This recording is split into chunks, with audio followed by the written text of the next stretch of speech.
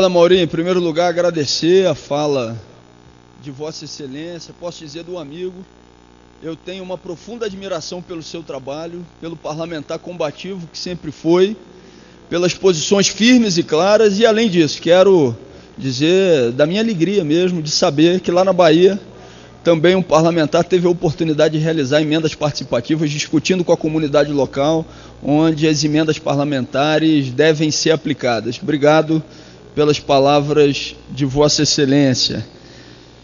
Meus amigos, continuando a reavaliar, eu falei para vocês aqui no início da minha fala que assumi o mandato num daqueles que foi um dos períodos mais difíceis da minha vida, a maior tragédia climática da história do Brasil, aprovação da Lei 2.608, Estatuto de Proteção e Defesa Civil, tema prevenção dentro da norma. Em primeiro lugar, a apresentação do projeto de lei, Programa Prestando Contas, conhecido como Lei do Banquinho, que trata de obrigar aos políticos do Legislativo a prestar contas de maneira permanente dos seus atos. Mas eu queria falar também do processo de reconstrução, que é perguntado por muitos, daqueles municípios que foram atingidos pela tragédia. E aqui eu considero que a gente tem que fazer algumas avaliações. Em primeiro lugar, de que pela primeira vez de fato o tema prevenção e recursos federais foram disponibilizados para esse fim.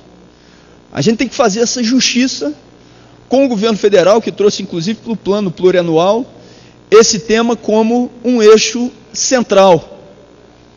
Também a gente tem que fazer a avaliação de natureza concreta que essa Câmara dos Deputados teve a oportunidade de votar matérias relevantes de disponibilização de recursos para áreas atingidas. Eu posso lembrar aqui os 74 milhões que foram votados pelos deputados federais e pelas deputadas para a reconstrução de todas as escolas atingidas nos municípios do Rio de Janeiro. Mas se ao mesmo tempo eu reconheço que houve um avanço na liberação de recursos, que houve um avanço do tema prevenção na legislação, que a Defesa Civil teve uma ampliação das suas prerrogativas e, consequentemente, da sua força, eu tenho que necessariamente fazer uma avaliação também de quais foram as lacunas. O processo de reconstrução por parte de vários municípios e de vários governos estaduais se demonstraram, em alguns casos, uma nova tragédia. Porque faltou e falta a alguns estados capacidade institucional para bem realizar os investimentos que são necessários. Falo, por exemplo, do meu estado, do estado do Rio de Janeiro. O governador está iniciando agora, vai iniciar no próximo ano o seu novo mandato. Fui crítico veemente no que diz respeito ao governo anterior, que foi do ex-governador Sérgio Cabral, da forma como foi conduzida a reconstrução na região serrana do Rio. Com pouquíssima transparência, com concentração de poderes em determinados secretários que não tiveram a capacidade de fazer a coisa caminhar, apesar da boa vontade também de alguns. Mas em si, a reconstrução ficou e muito a dever.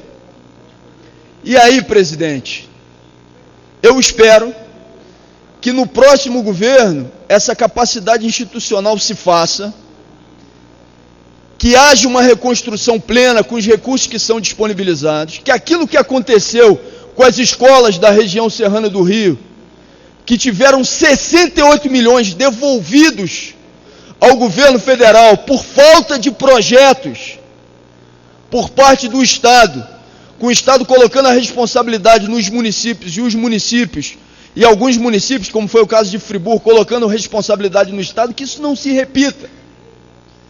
Agora se inicia um novo mandato e eu espero que essa oportunidade seja aproveitada positivamente por aqueles que têm a capacidade de fazer a execução dos recursos disponibilizados. E aí já falo de uma ação futura que nós vamos implementar no nosso mandato, que é o estabelecimento do mural. Do mesmo jeito que a gente faz as audiências públicas nas praças, a gente vai fazer o mural de acompanhamento das verbas federais disponibilizadas. vamos iniciar com um projeto piloto no município de Friburgo, onde a gente vai botar em praça pública toda a verba federal disponibilizada, para que as pessoas possam ter a capacidade de acompanhar o que está faltando para que aquele recurso se transforme numa ação de natureza prática. Se o município ou se o Estado não mandou um projeto para o governo federal, a gente vai colocar em praça pública para que a comunidade local faça a boa pressão e para que aquele investimento saia do papel.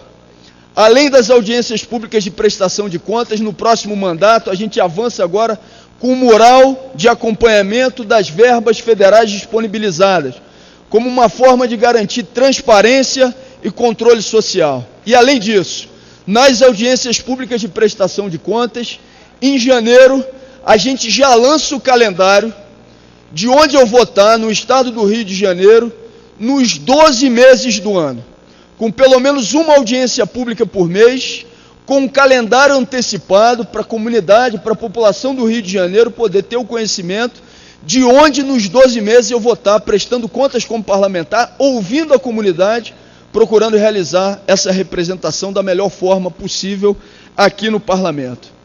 Mas ainda fazendo essa reavaliação, presidente, eu não posso deixar de falar de uma tarefa que eu assumi nesse ano, no ano de 2014. Agradeço a bancada do PSB, no momento em que mando um grande abraço ao meu amigo prefeito Aldifas, que está aqui junto com a gente. E agradeço a bancada do PSB, ao líder Beto Albuquerque, ao meu partido, por ter feito a indicação para que eu presidisse a Comissão de Educação da Câmara dos Deputados. E quero falar aqui, poderia citar várias ações da Comissão de Educação, mas quero falar de uma que teve uma ação efetiva e que foi importante. O Plano Nacional de Educação, que tinha uma comissão especial para trabalhar o tema, que são as 20 metas e objetivos a serem alcançados nos próximos 10 anos, tramitava já aproximadamente 3, e se gerou um impasse de que não poderia ser colocada em votação, porque existia um conjunto de medidas provisórias que trancavam a pauta. Foi realizada uma questão de ordem, um recurso à Comissão de Constituição e Justiça, que abriu o seguinte precedente.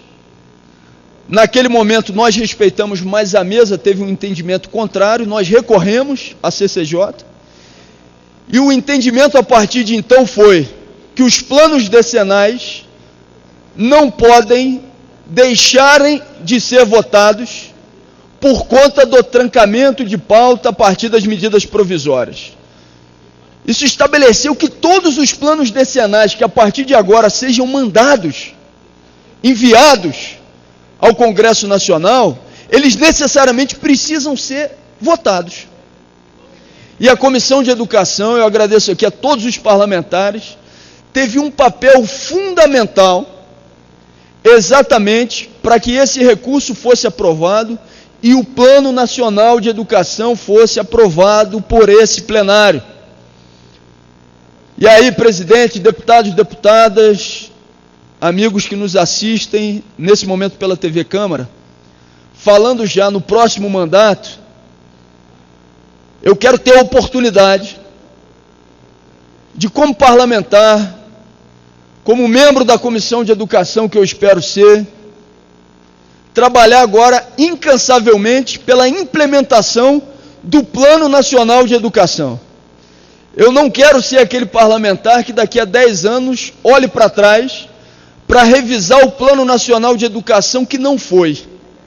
Eu quero ter a oportunidade de ser o parlamentar que, junto com os colegas, junto com a sociedade brasileira, junto com os governos, porque essas são ações articuladas que envolvem o governo federal, os governos estaduais e municipais, eu quero ter a oportunidade de ser o parlamentar que olhe e diga: nós aprovamos o PNE, o Plano Nacional de Educação, e nós trabalhamos pela implementação do Plano Nacional de Educação, que, entre outras metas, estabelece uma que eu considero fundamental. Todas são importantes e se relacionam, mas uma delas eu gostaria aqui de citar, que é a erradicação do analfabetismo no Brasil.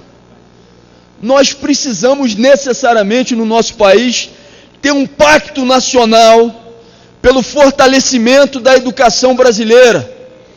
Nós sabemos da dificuldade que é, por exemplo, votar uma reforma política, porque cada um tem a sua reforma debaixo do braço, mas ela é necessária. Nós sabemos da dificuldade que é votar uma reforma tributária, porque cada um também imagina que a sua reforma possa ser melhor nesse ou naquele aspecto, mas ela também precisa ser votada. Mas a gente precisa necessariamente unir governo, oposição, independente, para que a gente possa ter um grande pacto nacional pelo desenvolvimento da educação brasileira. E aí, meus amigos, essa é uma tarefa de todos nós. Nós conseguimos aprovar o PNE, e agora é tarefa dos parlamentares dessa legislatura e da futura a implementação do Plano Nacional de Educação para garantir ao Brasil, necessariamente, um patamar de investimento e de aprofundamento nas ações educacionais que orgulhem todos os brasileiros. Me permitam Já finalizando o meu tempo, me permitam a parte, deputado. por favor. Eu não